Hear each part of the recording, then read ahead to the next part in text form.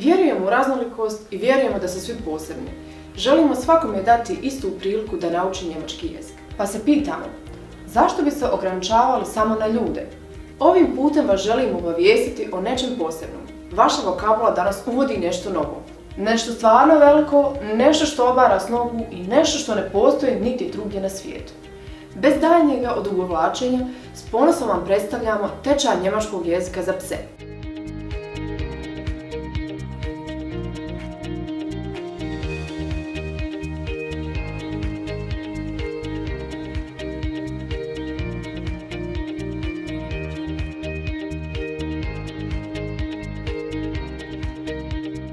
Budite iskreni prema sebi.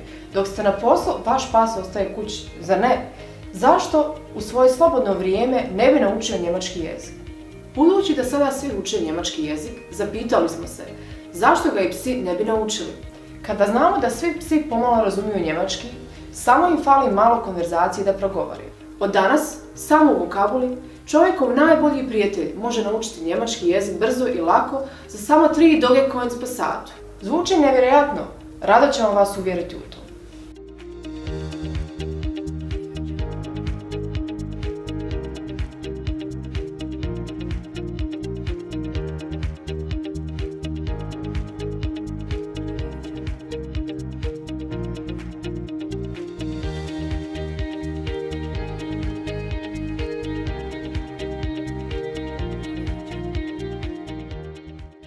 Vaš pas će napokon imati priliku naučiti nešto što je oduvijek htio i to ništa manje nego njemački jezik. Uz WUF način učenja, vaš pas će naučiti njemački dok ste rekli Rindfleisch-Etikettierungs-Überwachungsaufgabenübertragungsgesetz. Mislite da ne postoji situacija u kojoj bi vaš pas trebao znati njemački jezik? Varate se. Donosimo vam niz situacija zbog kojih bi ga trebao naučiti. Upoznao je njemačkog ovčara s kojim želi razgovarati.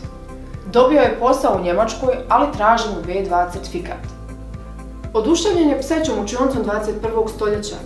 Veseli ga ideja da će proći bolje nego vi. Umjesto 72 sata nastave u 3 mjeseca za jednu podrazinu dobit će čak 504 psećih sati. Psi vole igre, pogotovo s lopticama, a gdje je bolje mjesto za učenje kroz igru od vokabule? Je li vam se ikad dogodilo da vas pas ne razumije? Da vaše naredbe sjedi i leži i samo vas blijedo gleda? Jeste li probali na njemačkom? Tečaj njemačkog za pse u vokabuli je mnogo cool, tako moćan, vrlo ozbiljan, tako inovativan i mnogo dobar tečaj.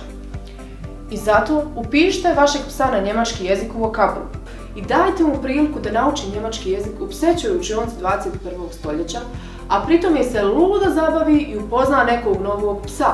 I ne zaboravite, njemački spaja pse.